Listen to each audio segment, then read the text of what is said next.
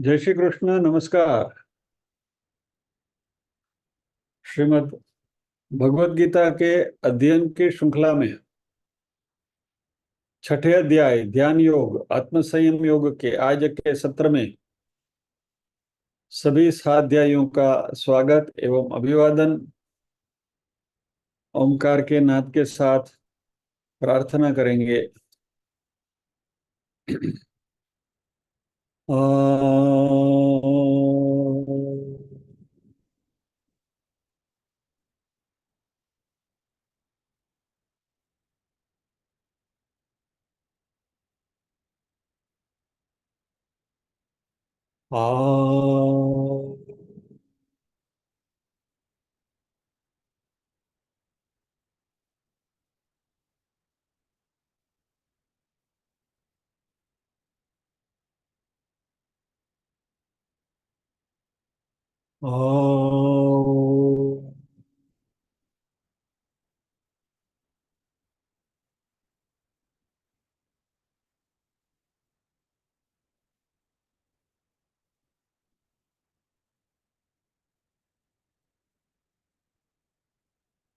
वक्रतुंड महाकाय सूर्यकोटि समप्रभ निर्विघ्नं कुरु मे देव सर्वकार्येषु सर्वदा। या कुन्देन्दु तुषारहार धवला या शुभ्रवस्त्रावृता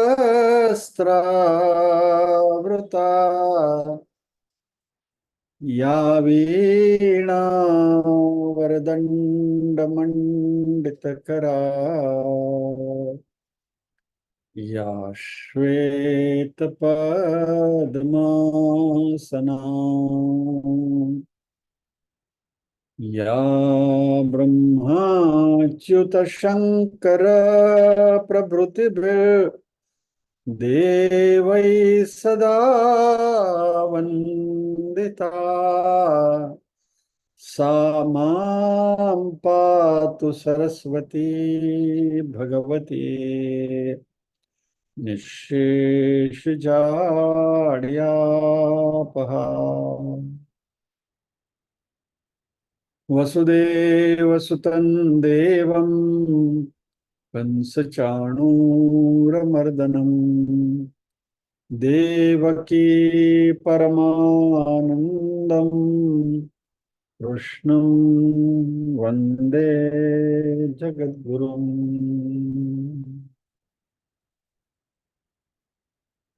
ॐ सहना भवतु सहनौ भुनक्तु सह वीर्यं करवावहै तेजस्विनावधीतमस्तु मा विद्विषावहै। ॐ शान्ति शान्ति शान्तिः। यत्र योगेश्वर कृष्णो यत्र पार्थो धनुर्धरः तत्र श्रीर्विजयो भूतिर्ध्रुवा नीतिर्मतिर्मम।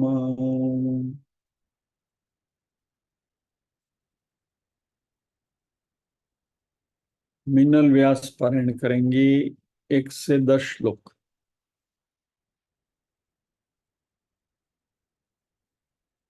एक मिनट भाई अनुमति हो।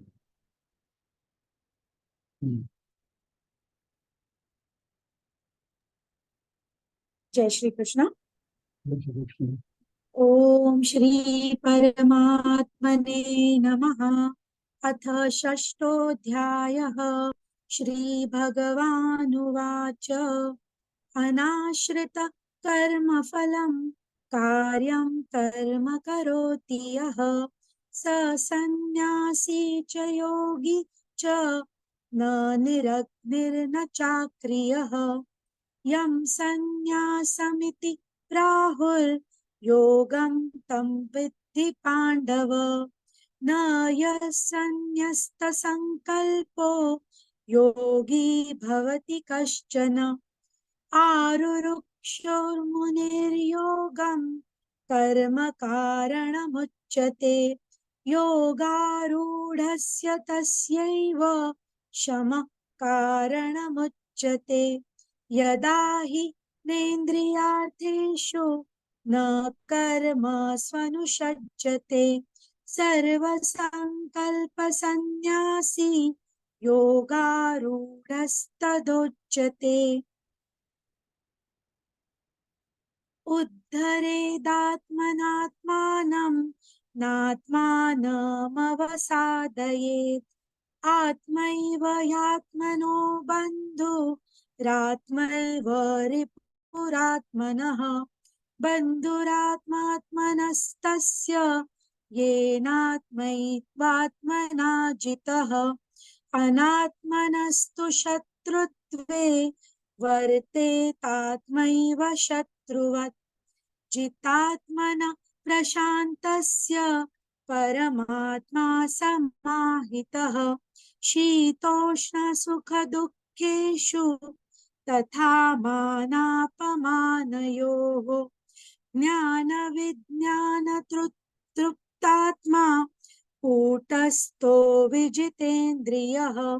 युक्त इत्युच्यते योगी समलोष्टाश्मकाञ्चनः। सुहृन्मित्रार्युदासीन मध्यस्थद्वेष्यबन्धुषु। साधुष्वपि च पापेषु समबुद्धिर्विशिष्यते। योगी युञ्जीत सततमात्मानं रहसि स्थितः। एकाकी यतचित्तात्मा निराशीर परिग्रहः। जय श्री कृष्ण। बने रहिए, 11वां श्लोक साथ में बोलना है। जी सर। 10वें श्लोक में हमने देखा योगी युंजीत सततम आत्मानम रहसि स्थितः एकाकी यत चित्तात्मा निराशी अपरिग्रह। भगवान ने अभी यहां से 10वें श्लोक से ध्यान की प्रक्रिया की शुरुआत करी है और रहसि स्थितः एकांत में रहना है, अकेले रहना है और सभी प्रकार की इच्छाओं से मुक्त होना है और अपरिग्रह यानी कि संग्रह वृत्ति से भी अपने आप को मुक्त करना है। इसके बारे में हमने चर्चा करी। अभी हम अगले स्टेप पर जाते हैं। भगवान और एक बात आगे करने वाले हैं कि कैसे ध्यान किया जाए। तो 11वां श्लोक एक एक चरण में बोलता हूं, आप दोहराएंगे मीनल जी। जी जी सर। शुचौ देशे प्रतिष्ठाप्य शुचौ देशे प्रतिष्ठाप्य शुचौ देशे प्रतिष्ठाप्य शुचौ देशे प्रतिष्ठाप्य स्थिरमासनमात्मनः स्थिरमासनमात्मनः स्थिरमासनमात्मनः स्थिरमासनमात्मनः नात्युच्छ्रितं नातिनीचं नात्युच्छ्रितं नातिनीचं नात्युच्छ्रितं नातिनीचं नात्युच्छ्रितं नातिनीचं शैलाजिनकुशोत्तरम् चैलाजिनकुशोत्तरम् शैलाजिनकुशोत्तरम्। चैलाजिनकुशोत्तरम्। पूरा श्लोक एक बार मैं पढ़ता हूँ, फिर 2 बार साथ में बोलेंगे। शुचौ देशे प्रतिष्ठाप्य स्थिरमासनमात्मनः नात्युच्छ्रितं नातिनीचं चैलाजिनकुशोत्तरम्। साथ में शुचौ देशे देशे प्रतिष्ठाप्य स्थिरमासनमात्मनः नात्युच्छ्रितं नातिनीचं चैलाजिनकुशोत्तरम्। शुचौ देशे देशे प्रतिष्ठाप्य स्थिरमासनमात्मनः नात्युच्छ्रितं नातिनित्यं चैलाजिनकुशोत्तरम्। जय श्री कृष्ण। जय श्री कृष्ण।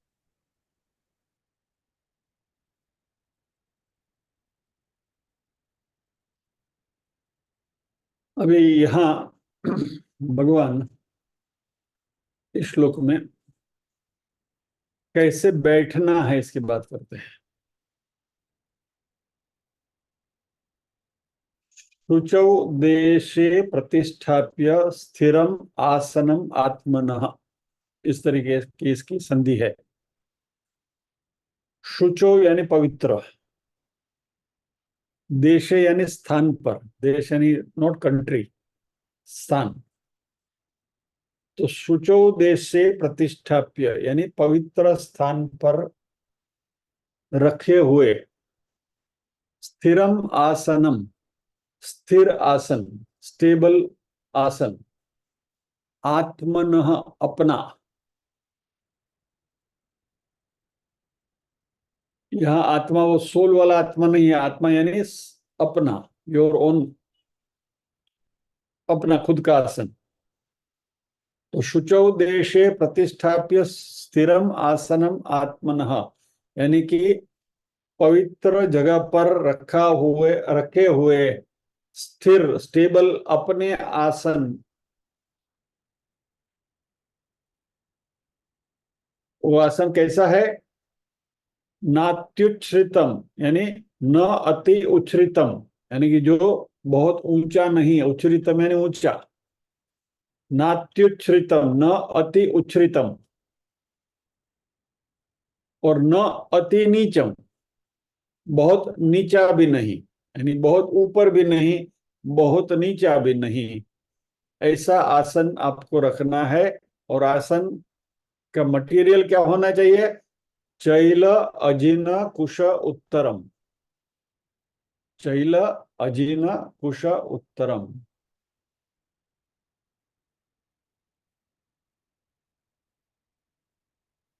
उसको रिवर्स ऑर्डर में पहले लेते हैं। कुश यानी दर्भ, कुश, डाब આપણે જે કહીએ તે दुर्वा। अजिन यानी मृगछाल, हिरण की खाल, अजिन। और चैल यानी कपड़ा, साधारण अपना स्मूथ कपड़ा, उत्तरम। इस प्रकार से आपको आसन लगाना है। फिर से कैसे?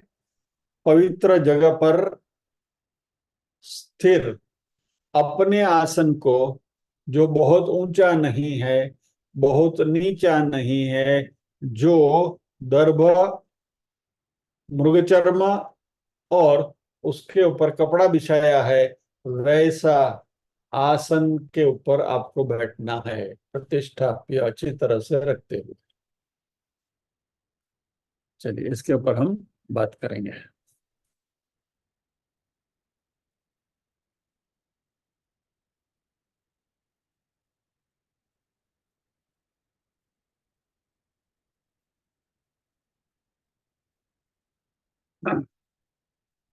सबसे पहला, शुचौ देशे यानी पवित्र स्थान पर। पवित्र स्थान दो प्रकार के हो सकते हैं। एक तो स्वयं पवित्र है, और दूसरा हमने उसको पवित्र किया है। स्वयं पवित्र जैसे गंगा तट है, मंदिर में आप बैठे हैं, कोई आश्रम में है, या तो कोई पेड़ के नीचे बैठे हैं, बरगद का पेड़ है, पीपल का पेड़ है, या तो तुलसी का क्यार है उसके बाजू में बैठे हैं आप, यानी पवित्र वृक्षों के बाजू में बैठे हैं। यानी ये सारे नेचुरली शुद्ध अवेलेबल जगह है हमारे लिए।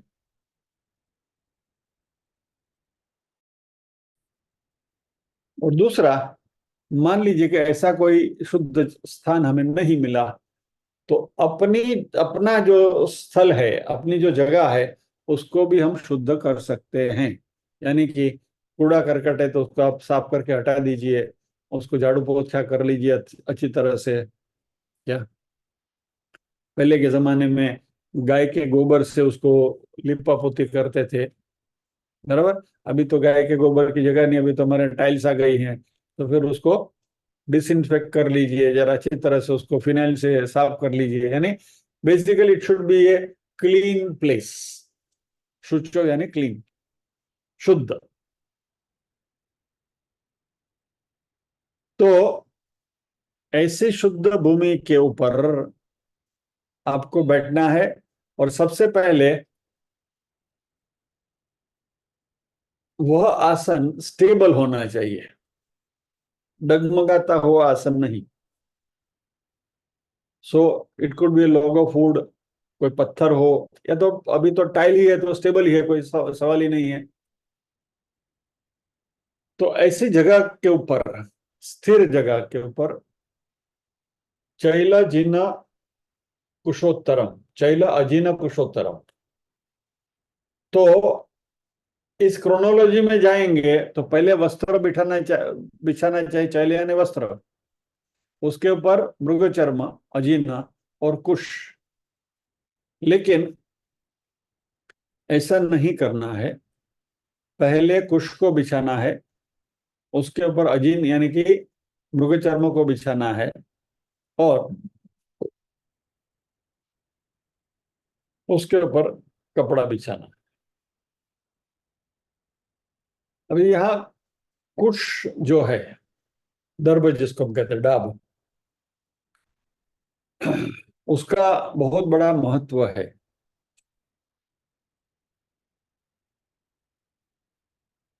कुश यहाँ दो वजह से यहाँ प्रयोग में लाया जा रहा है। यानी यहाँ कुश का संदर्भ जो है, एक तो कुश जो है ना, दर्भ है ना, उसकी नोक बहुत शार्प होती है, नुकीला होता है दर्भ, दुर्वा जिसको हम कहते हैं, बराबर। तो उसकी नोक जो है ना बहुत शार्प होती है, और इसलिए हमारे शास्त्रों में ये टर्मिनोलॉजी कुशाग्र बुद्धि,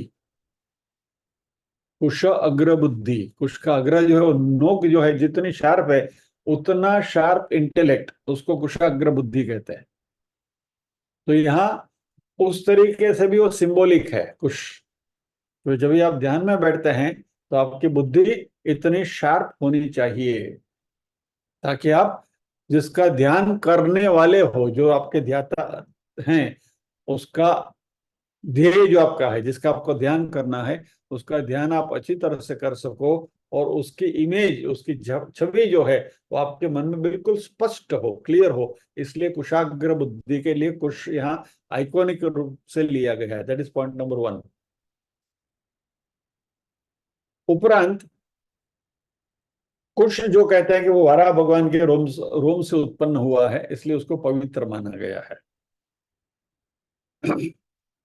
हमें पता है, ग्रहण वगैरह जब ये होते हैं तभी हम सभी जगह पर ये हमारे दूध में, दही में, जो भी कुछ तरल पदार्थ है, शॉर्ट इन शॉर्ट, बराबर, घी तेल सवेरे में ये सब डाल देते हैं पवित्र करने के लिए, ताकि वो ग्रहण की छाया उसके ऊपर ना पड़े और हमें ये सब फेंकना ना पड़े। एक्चुअली प्रैक्टिकल बात है हमारी, कि पानी होगा तो फेंक देंगे लेकिन घी तेल को नहीं फेंकेंगे। तो इसलिए वाया वाया मीडिया निकाला हुआ है कि ठीक है भाई, ये सब सब तरल पदार्थ है, दूध घी तेल वगैरह, जो एक्सपेंसिव है, तो उसको फेंकना नहीं है। और उसके ऊपर यदि हम दर्भ रख देते हैं तो वह पवित्र माना गया है। अब ये तो शास्त्र की बात हुई, मैं आपको भी एक प्रैक्टिकल बात बताता हूँ।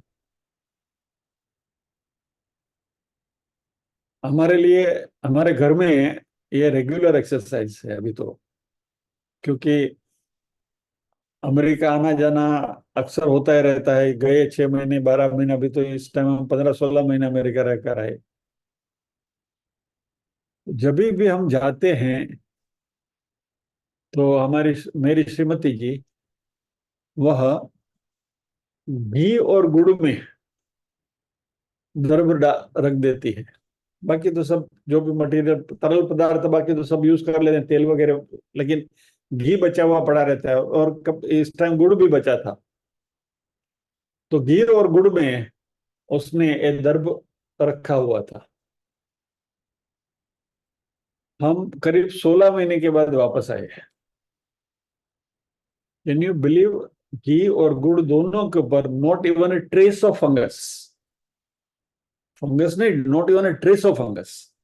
यानी we could use the entire quantity which we had left 15 months ago. 15 महीने पहले जो रख के गए थे, वो चीज ऐसी की ऐसी हमें मिली।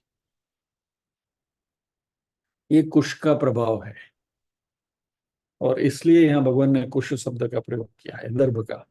दर्भ का आसन बहुत पवित्र माना जाता है, और इसलिए दर्भ को यहाँ अहमियत दी गई है। और दूसरा क्या है कि ये इलेक्ट्रिकल इंसुलेटर है। यहाँ जो भी तीनों आसन के लिए जो तीनों पदार्थ बताए गए हैं, तीनों दे आर इंसुलेटिंग मटेरियल्स। तो ध्यान करते समय शरीर में जो ऊर्जा उत्पन्न होती है, वह ऊर्जा का अर्थिंग न हो जाए, और ऊर्जा बनी रहे, और उसका हम ऊर्ध्वगमन के लिए उपयोग कर सकें ध्यान करते समय। इसलिए इन तीनों चीजों का प्रयोग किया गया है।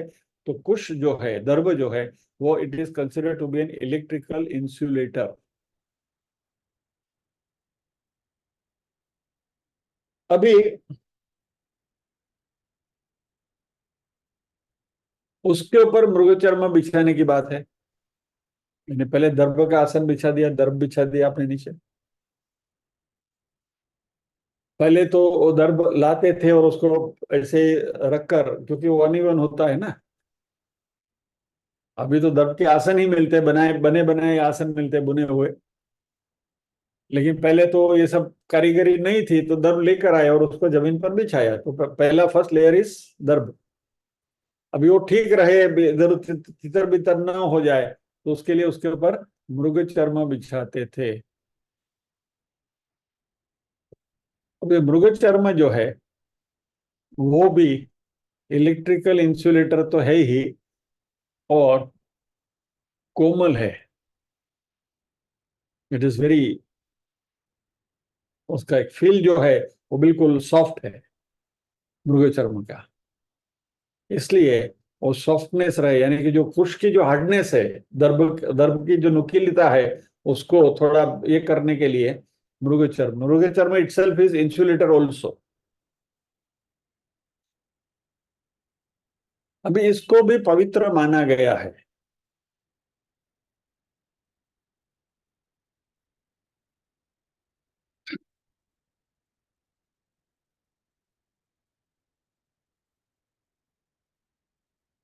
हिरण की एक खासियत है,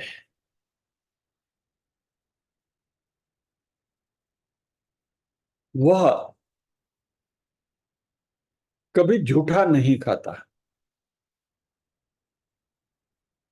स्वामी जी ने अपनी कमेंट्री में इसके ऊपर स्पेसिफिक इंसिडेंट्स लिखा है कि हिरन ऐसी चीज में ही मुंह डालेगा जिसको किसी और ने टच नहीं किया हो। पत्ते भी खाता है हिरन, तो वो पत्ते को दूसरे किसी ने छुआ है तो वो हिरन उसको नहीं खाएगा। तो स्वामी जी ने अपनी कमेंट्री में लिखा है कि मैंने इसके ऊपर प्रयोग करने के लिए पहले हिरन को कुछ पदार्थ दिया खाने के लिए, वो खा गया। फिर एक उसमें से आइटम लेकर मैंने खाली अपनी जीभ लगाकर वहां रख दिया, तो जूठा हो गया। हिरन उसको सूंघकर निकल गया, खाया नहीं उसने। सो टू प्रूव द पॉइंट, ये हिरन जो है वो दूसरे का जूठा खाता नहीं है। यानी हिरन में ये पावित्र्य है, और इसलिए ये पवित्रता के लिए ये हिरन की खाल का यहाँ भगवान प्रयोग करने की बात कर रहे हैं। नाउ इसमें प्रैक्टिकल एस्पेक्ट भी है कि अभी हम हिरन की खाल कहाँ से लाए। आज के जमाने में शक्य नहीं, it is not possible and don't attempt it. मैं अपनी एक रियल लाइफ बात बताता हूँ। कई साल पहले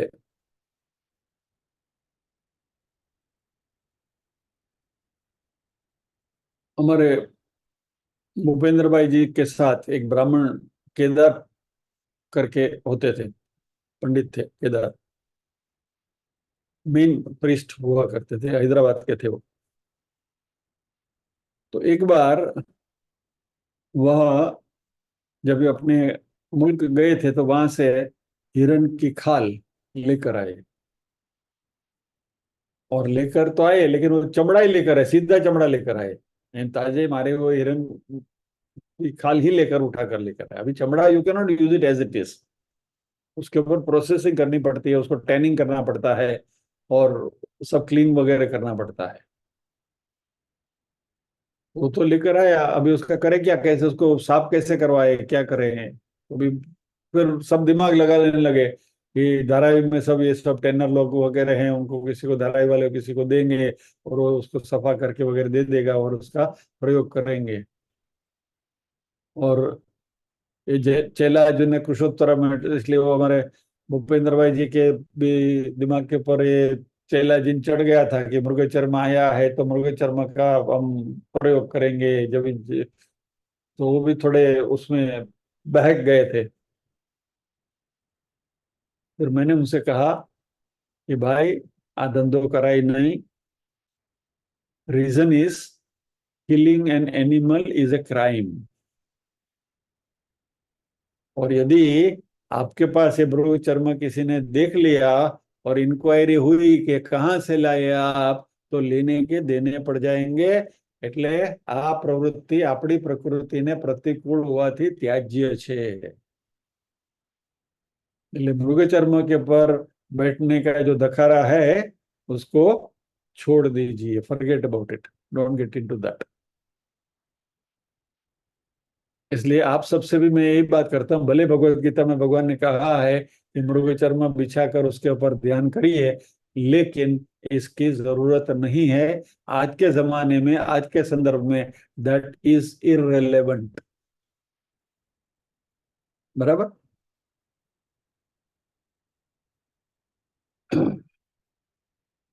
और उसके ऊपर भगवान ने कहा है कि सूती वस्त्र, सफेद वस्त्र, not necessarily white but white is better. एक माहौल बनाने के लिए सफेद वस्त्र हो, शुद्ध वस्त्र हो, धुला हुआ वस्त्र हो, वो उसके ऊपर बिछाना है। और आजकल ये मृग चर्म का ऑल्टरनेटिव हमारे जो ध्यान करने वाले हैं वो बताते हैं कि ऊन का कंबल आप लगा सकते हैं। वुलन कंबल, वूल का कंबल जो है वो भी अल्टीमेटली वूल से ही बना है, प्राणी के इससे ही बना हुआ है। तो द बेसिक पर्पज इज, मृग चर्म या तो ये ऊन का basic purpose is again to have a good insulator. एक इंसुलेटर होना जरूरी है ताकि हमारी ऊर्जा जो है उसका अर्थिंग ना हो जाए। उसके पीछे ये तीनों के पीछे मकसद उतना ही है।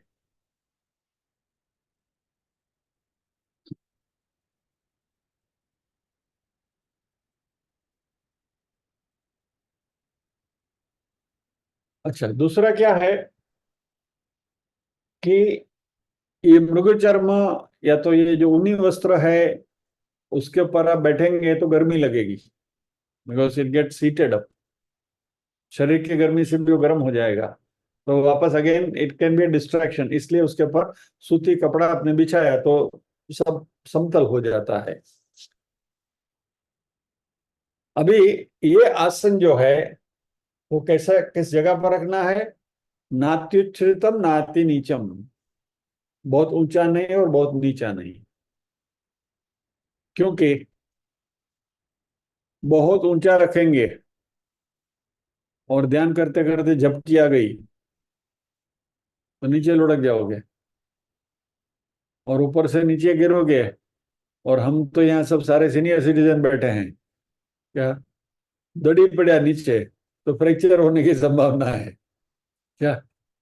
तो बीजा 6 महीना खाटलो था એટલે એ આવા બધા ધંધા કરવા नहीं। यानी कि बहुत ऊंचा आसन पे नहीं बैठना है, न अति नीचे, बहुत नीचे भी बैठना नहीं, यानी कि जमीन के समतल भी नहीं बैठना है। वो उस जमाने की बात है कि जब भी कीड़े मकोड़े वगैरह रहा करते थे तो चींटियां आ गई या तो कि कोई मकोड़े आ गए, उसने आपको पैर में काट लिया, या तो यानी ये जीव जंतु से परेशानी से बचने के लिए उसको थोड़ा એલિવેટેડ લેવલ પર રખના चाहिए। એટલે આપણે એટલા માટે જ અમલનો પાટલાની વ્યવસ્થા કરી છે, બરાબર, कि उसके ऊपर हम बैठते हैं और वो भी लकड़े का होता है, so that is also an insulator. So basically all this conditions are fulfilled if you use the पाटला। बाजट या तो पाटला जो होता है उसका आप उपयोग करें, उसके ऊपर आप एक सफेद वस्त्र बिछा दीजिए, तो दैट सर्व्स द पर्पस। कहने का तात्पर्य यह है कि आसन ऐसा होना चाहिए which should be an electrical insulator, यानी कि हमारे शरीर की जो ऊर्जा और गर्मी जो उत्पन्न होती है उसको जमीन में न वहन उसका हो जाए, इसके लिए इंसुलेटर की जरूरत है। इसलिए तीनों चीजें, दर्भ की स्पेशल अहमियत है, उसके बारे में हमने बात कर ली। आज के जमाने में ये सारी चीजें शक्य नहीं है, तो लकड़ी का जो पाटला या तो बाजट जो मिलता है उसके ऊपर आसन लगाकर बैठना है।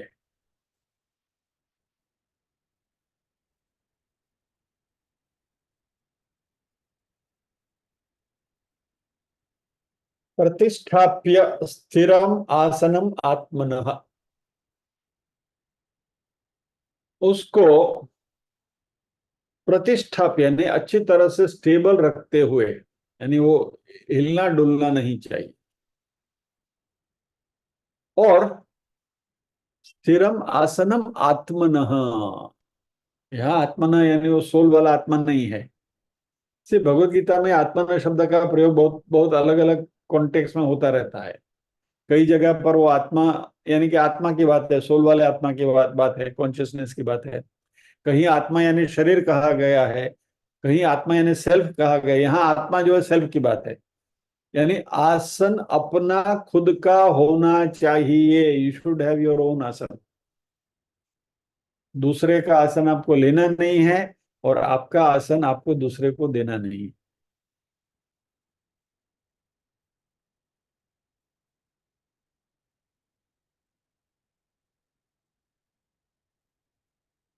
ये ऑडिट मेरे केस में ही हुआ था। बीच में घर में कुछ एक पूजा का अक्सर आया था, तो मेरे साथ और भी कोई थे, तो मैं जिस आसन पर बैठा था वो आसन मैंने उनको दे दिया कि ठीक है आप इसके ऊपर बैठिए।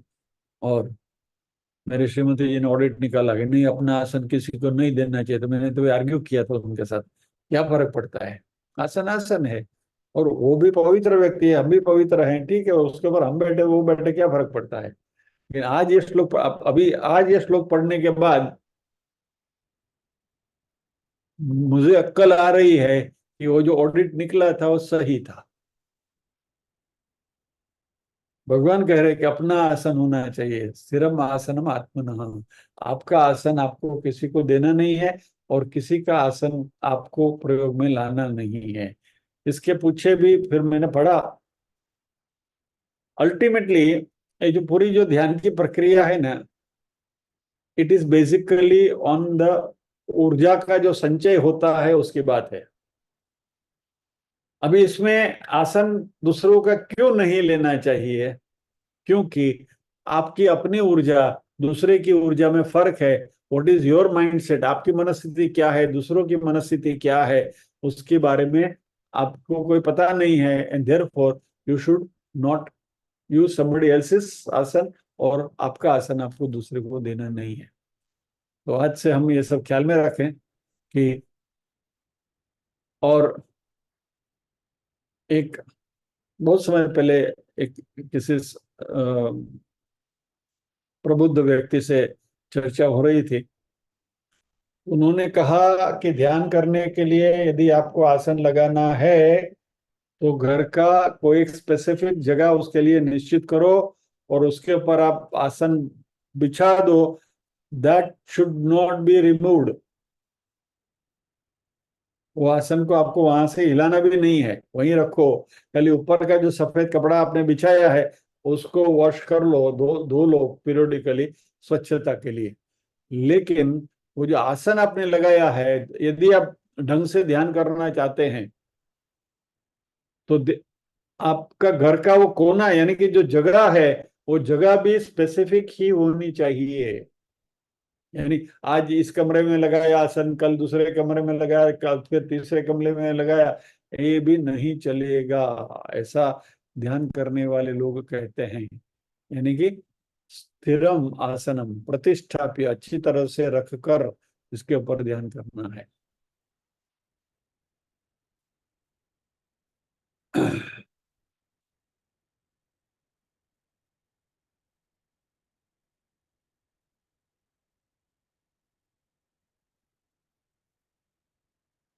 ये मृग चर्म की जो बात है, वह हमारे शास्त्रों ने इसका बहुत जगह पर इसका उल्लेख आता है।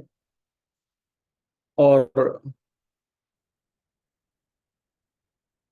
जब भी कोई विद्यार्थी गुरु के यहाँ ब्रह्मचर्य आश्रम में विद्या प्राप्त करने के लिए जब जाता था, तभी एक विधि होती थी।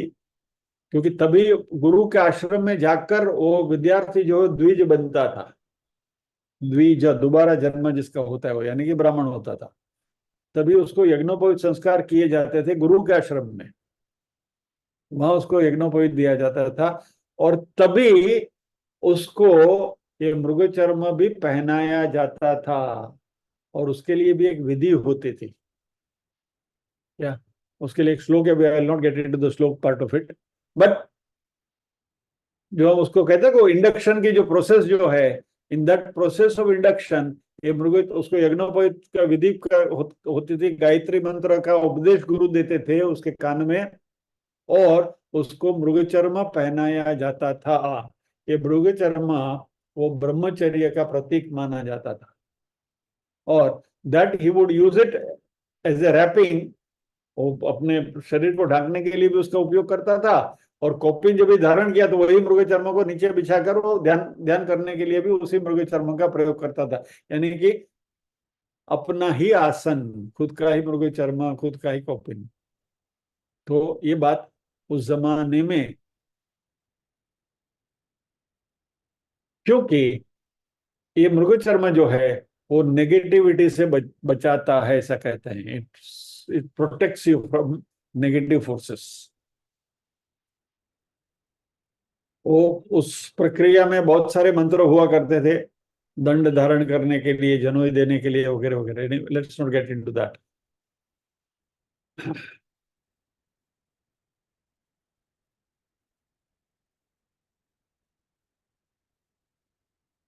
तो वी हैव टू टेक, ये आसन में पर्टिकुलरली उसके पीछे जो हार्द है, द स्पिरिट बिहाइंड इट, उसके पीछे जो मकसद है, उस मकसद को ध्यान में रखना है। उसके पीछे लिटरली जाना नहीं है।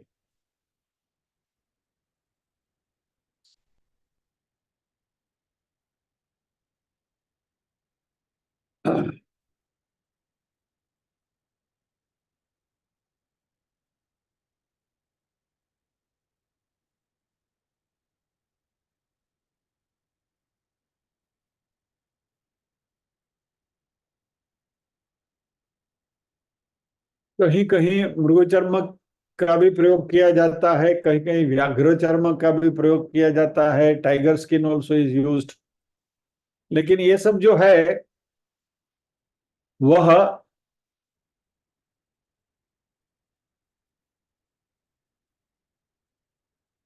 जो प्रखर या तो प्रकांड ध्यानी लोग जो हैं, मेडिटेटर्स जो हैं, उनके लिए ये सारी चीजें बहुत बारीकी से उसके बारे में ऑब्जर्व करते हैं। बाकी हमारे लिए एक प्योर सादा अच्छा शुद्ध आसन जो है, that is more than enough for the time being.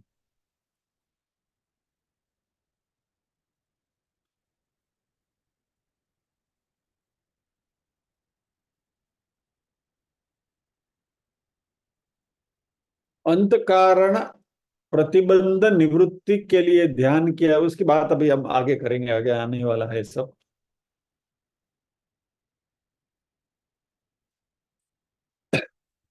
तो भगवान is setting the tone for ध्यान करने के लिए। इसके पहले वाले श्लोक में भगवान ने कहा अच्छी जगह पर आपको जाना है, अकेले में बैठना है, अपरिग्रही बनना है, अयाचक बनना है, कोई इच्छा नहीं रखनी है, कोई इकट्ठा नहीं करना है, संग्रह नहीं करना है। और फिर अभी इस श्लोक में भगवान ने आसन की बात करी। अभी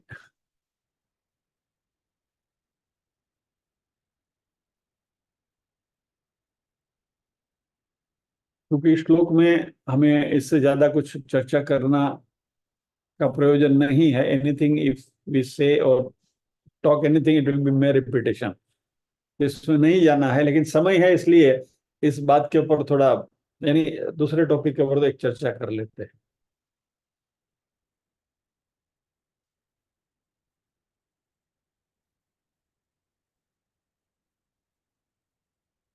एक ऑडिट क्वेश्चन आया है, और कल ही मैंने जो यहाँ थोड़ी वाइड करी थी एना संदर्भ में पण बात करी दो। कल के ही हमारे सत्र में बात हुई थी कि आपको यहाँ से जो भी इंफॉर्मेशन परोसी जाती है उसका सही स्रोत और उसका ऑथेंटिसिटी को चकास कर ही आपके यहाँ बात रखी जाती है। And due care is taken for that. और इसलिए यहाँ से जो भी बात आपको मिल रही है उसके ऊपर थोड़ी श्रद्धा रखना आवश्यक है। ये बात आपसे करी गई थी कल विवेक चूड़ामणि के संदर्भ में। पिछले शुक्रवार को जब अक्षय तृतीया थी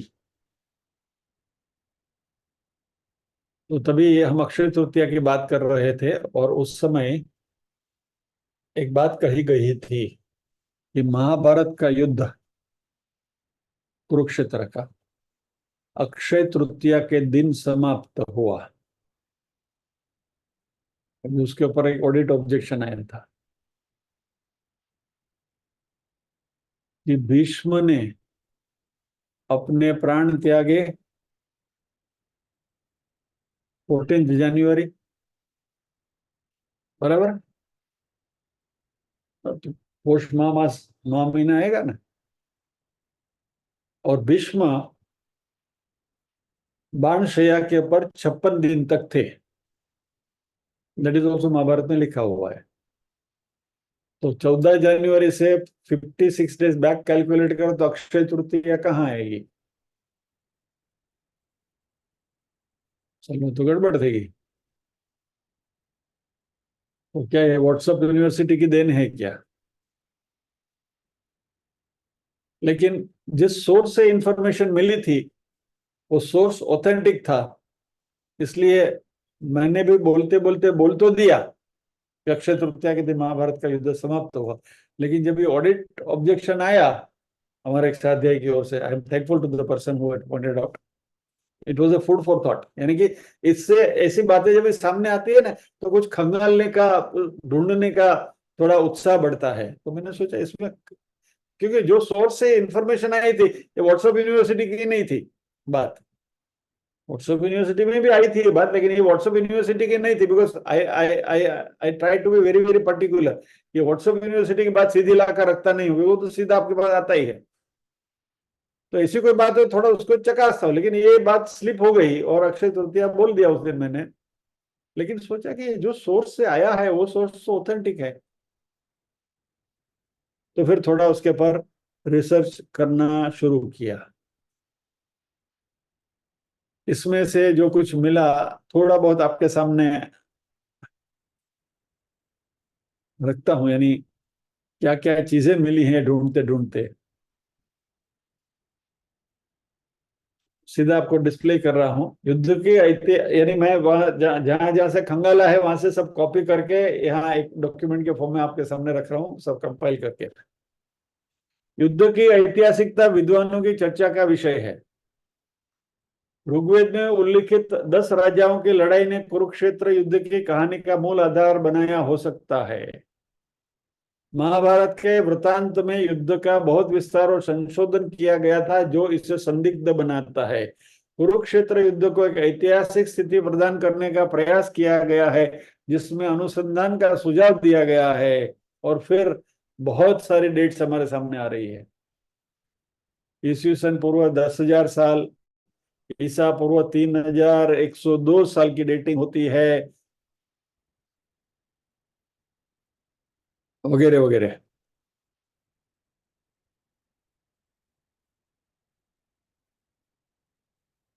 महाभारत के युद्ध को आमतौर पर वैदिक युग में लगभग ईसा पूर्व 950 के समय का माना जाता है। पश्चिमी विद्वान उसको 1,000 ईसा पूर्व से 1,500 ईसा पूर्व के मानते हैं। विद्वानों ने इसकी तिथि निर्धारित करने के लिए इसमें वर्णित सूर्य ग्रहण और चंद्र ग्रहणों के बारे में भी अध्ययन किया है। और 31वीं सदी ईसा पूर्व का मानता है, 3,100 ईयर्स। मतभेद अभी भी जारी है। यानी महाभारत का युद्ध कभी हुआ था, उसके बारे में कोई प्रिसाइज इंफॉर्मेशन नहीं है।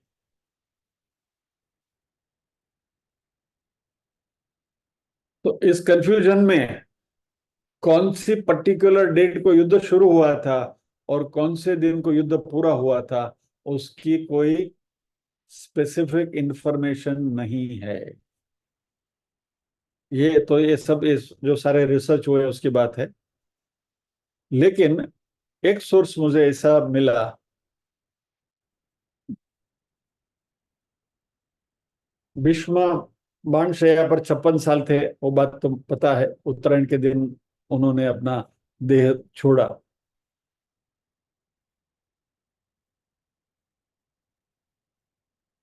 एक मराठी संदर्भ से मुझे ये प्रिसाइज डेट मिली। महाभारत युद्ध हे कौरव आणि पांडव या दोन सैन्यात लढले गेले। हे युद्ध मागशीर्ष शुद्ध त्रयोदशी शुभकृत नाम संवत्सर बुधवार दिनांक 5 ऑक्टोबर ईसा पूर्व -3137 या दिवशी सुरू झाले। अभी इस सोर्स को यदि हम ऑथेंटिक माने, बराबर, तो माक्षर शुक्ल त्रयोदशी और 18 दिन युद्ध चला। तो माक्षर महीना की पूर्णिमा आई, फिर माक्षर महीना की अमावस्या भी आएगी और पौष महीने की पूर्णिमा भी आएगी। 18 दिन चलेगा, तो बराबर है। तो पौष महीने की पूर्णिमा आएगी, माक्षर की अमावस्या और माक्षर की अमावस्या। तो ये तीन पकड़ते हैं, तो 3 ग्रहण जो हुए हैं ये शक्य है 18 डेज में, जो महाभारत के युद्ध में बताया गया। सो दैट इज वन को रिलेटिंग पॉइंट। और सबसे सेटिस्फैक्टरी आंसर जो मुझे मिला, ये बहुत अच्छे सोर्स से मिला है, कि पोष शुद्ध तृतीया को भी अक्षय तृतीया कहा जाता है। That coincides. यानी माक्षर में यदि युद्ध शुरू हुआ 18 दिन के बाद, यदि अब तिथि के बदगढ़ जो हमारे में होता है, कोई कोई तिथि वृद्धि तिथि होती है, कोई क्षय तिथि होती है, ये सबको आप मिलाकर चलें तो पोष शुद्ध तृतीया को अक्षय तृतीया कहा जाता है। ये महाभारत के संदर्भ में नहीं है ना, ये इंडिपेंडेंट रेफरेंस है। और यदि पोष शुद्ध तृतीया को आप अक्षय तृतीया कहेंगे, तो ये 18 दिन और ये दो रेफरेंस को यदि आप साथ में जोड़ेंगे तो मेल बैठता है। यानी कि महाभारत का युद्ध अक्षय तृतीया के दिन समाप्त हुआ, वो इस रेफरेंस के द्वारा हम कंक्लूड कर सकते हैं। इसमें कोई एक्यूरेसी नहीं है, खाली मन बनाने के लिए बात हम कर रहे हैं। यानी इसमें विवाद की तो कोई गुंजाइश ही नहीं है और वितंडावाद की तो कोई गुंजाइश नहीं है। लेकिन क्योंकि ये बात लॉजिकली सामने आएगी, अक्षय तृतीया तो इतनी लंबी आती है तो कैसे होगा, तो एक उसका सेटिस्फैक्टरी, कुछ सेटिस्फैक्टरी आंसर मिलता है। और यदि पोष शुद्ध तृतीया अक्षय तृतीया है, और उस दिन महाभारत का युद्ध खत्म हुआ। भीष्म 10वें दिन, युद्ध के 10वें दिन उन्होंने प्राण छोड़े, यानी गिरे, प्राण तो नहीं छोड़े, गिरे। वहां से 56 दिन तक वो जिंदा रहे। तो इस तरीके से आप कैलकुलेट करने जाओगे तो जनवरी महीना आसानी से आ जाएगा। लेकिन फिर भी I will not get into that arithmetic part of it, यानी कि इसकी गिनती करने की मगजमारी मैं करने वाला नहीं हूं। लेकिन खाली एक आत्मसंतोष के लिए कि अक्षय तृतीया कहाँ से आई, क्योंकि वो तो बैसाख महीने की आती है। बैसाख महीने की अक्षय तृतीया का मेल नहीं बैठता है। लेकिन ये पौष महीने की तृतीया जो है उसको भी अक्षय तृतीया कहा जाता है। इस संदर्भ को लेकर चले तो कुछ न कुछ उसका संदर्भ बैठता है। लेकिन फिर भी जे छे या छे।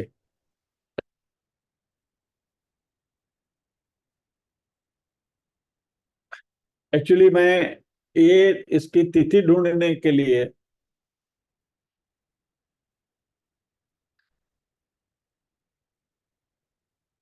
पुणे में भंडारकर इंस्टीट्यूट है, Bhandarkar oriental institute of research and something, बोरी नाम है उसका, बोहरी या बोरी। सात्यवलेकर जी ने महाभारत का हिंदी में अनुवाद किया है, and that is considered to be the most authentic translation of Mahabharata. तो उसमें भी जाकर ये खोजने की कोशिश करी कि युद्ध कौन से दिन शुरू हुआ था और कौन से दिन खत्म हुआ था, लेकिन उसका भी कोई स्पेसिफिक रेफरेंस नहीं है डेट के साथ। एक रेफरेंस वहां से मिला कि जब ये कृष्ण कर्ण को मनाने के लिए गए थे, और कर्ण से जब ये वो कहने गए थे कि तुम पांडवों की और आ जाओ, तभी कृष्ण ने कर्ण से कुछ बात करी थी। ऐसा एक श्लोक का संदर्भ मिला कि इस यह दिन है, ये दिन को युद्ध शुरू हो सकता है। ऐसी प्रोबेबिलिटी कृष्ण ने कर्ण को बताई थी। वो सातवलेकर जी ने वहां कुछ उसका रेफरेंस दिया है। लेकिन उससे उसके अलावा महाभारत के ग्रंथ में भी प्रिसाइज डेट जो भी कुछ खोजबीन की है मैंने, उसमें से मैं नहीं ढूंढ पाया हूं। इसलिए इसको यही रखते हैं। ये अक्षय तृतीया जो संदर्भ आया था लास्ट टाइम, वह पौष महीने की तृतीया हो सकती है, ऐसा मानकर अच्युतम केशवम इस सब्जेक्ट के ऊपर हम करते हैं। सो विद दिस आज के सत्र को हम अभी हमें विराम देंगे और प्रार्थना करेंगे।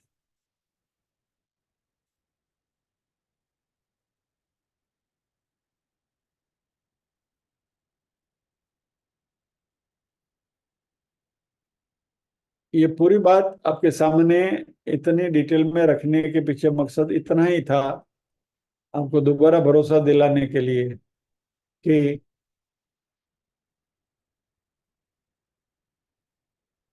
અહીંયા ફેકોલોજી થતી નથી, બસ।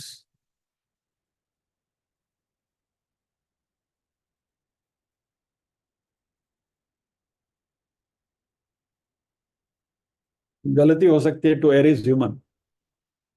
लेकिन खास करके हमारे तत्वज्ञान के विषय में जो भी इंफॉर्मेशन आपके सामने रखी जाती है, वो 2-3 ऑथेंटिक सोर्सेस से कंफर्म कर कर ही बातें करी जाती है। इसलिए we can have a fairly reliable information for our studies. तो आइए प्रार्थना करें। ओम असतो मा सद्गमय, तमसो मा ज्योतिर्गमय, मृत्योर्मा अमृतंगमय। सर्वेषां स्वस्तिर्भवतु, सर्वेषां शांतिर्भवतु, सर्वेषां मंगलं भवतु, सर्वेषां पूर्णं भवतु।